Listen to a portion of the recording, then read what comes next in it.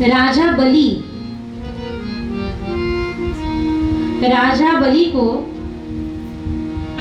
संजीवनी मंत्र के द्वारा मृत बलि को जीवित किया देवासुर संग्राम के पश्चात। देवासुर संग्राम हुआ किस लिए? इंद्र के गले में जो पुष्प की माला डाली गई, इंद्र ने कहा मैं भाई इंद्र स्वर्ग का राजा और मुझे ये पुष्पों की माला दी जा रही है, हीरे की मोतियों की माला पहनाओ मुझे, ये सोचकर निकाला और फेंक दिया। कभी कभी हमारे पास जो संपत्ति होती है ना, उसका बड़ा गर्व हो जाता है, हमें अभिमान हो जाता है। अरे ऐसा किस बात का अभिमान है ही क्या हमारा?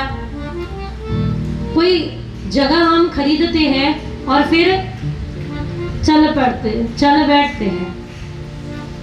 जगह के स्वामित्व हम खुद के पास लेते हैं। व्यक्ति मर जाता है, जगह तो वही रह जाती है, पर स्वामी फिर वास्तविक कौन है, इसका चिंतन होना चाहिए।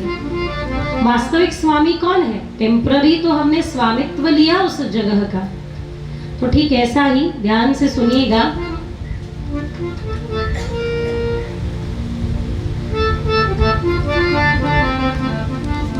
पुष्प की माला उतार के फेंकी, हाथी ने अपने पैरों के नीचे उसे रौंद दी और तब शापग्रस्त हुआ इंद्र कि जा तू लक्ष्मीहीन होगा। लक्ष्मीहीन इंद्र दर दर घूमने लगा, क्या करे, किस ओर जाए। तब भगवान श्री विष्णु ने सुझाव दिया कि आप इतने चिंतातुर न हो देवताओं, आप लोग समुद्र मंथन करो, लक्ष्मी जी का पुनः प्रागट्य वहां होगा। समुद्र मंथन आरंभ किया। समुद्र मंथन में देवता भी है और दैत्य भी है।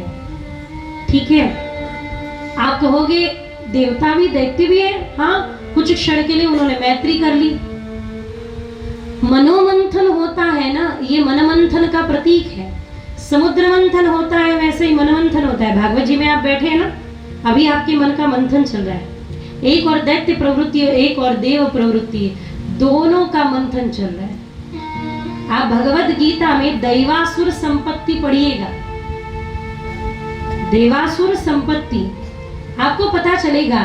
दैवी संपदा क्या है और असुर संपदा क्या है, आसुरी संपदा क्या है। देवासुर संपत्ति तो एक और देवता है, एक और असुर है। इनकी बीच में समुद्र मंथन चल रहा है, जैसे हमारा मनमंथन। और मनमंथन भी होता है तब भी पहले विष ही निकलता है। कुछ लोग सोच रहे होंगे कितनी गर्मी है, दीदी ने तो फैन अपने पास बुला लिया, हमारे ऊपर एक भी फैन नहीं। यूं तो लाखों लोग हमें कहते हुए घूमते हैं हम आपके फैन हैं, हम आपके फैन हैं।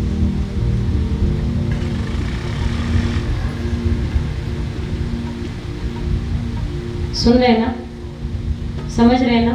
हाँ, आप कहोगे यहाँ पे बैठना पड़ रहा है, चलो उठो भागो भाई, अच्छी अच्छी सीरियल जो टीवी पे चल रही है उसका आनंद लो। क्या होने वाला है इन सबसे? क्या भला होगा?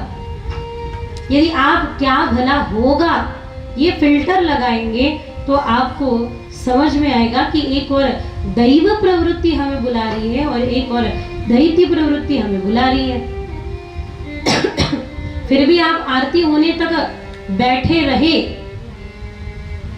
तो आज आपके ये जो मनमंथन चल रहा है उसमें से आपको अमृत प्राप्त हुआ, ऐसा हम समझ लेंगे। तो सबसे पहले तो विष ही निकलेगा, हलाहल ही निकलेगा, पर उस विष को पचाना सीखो। मैं बार बार कहती हूँ, यूं तो बस हमारा कंठ नीला नहीं, पर हमने भी कुछ कम विष पचाया नहीं।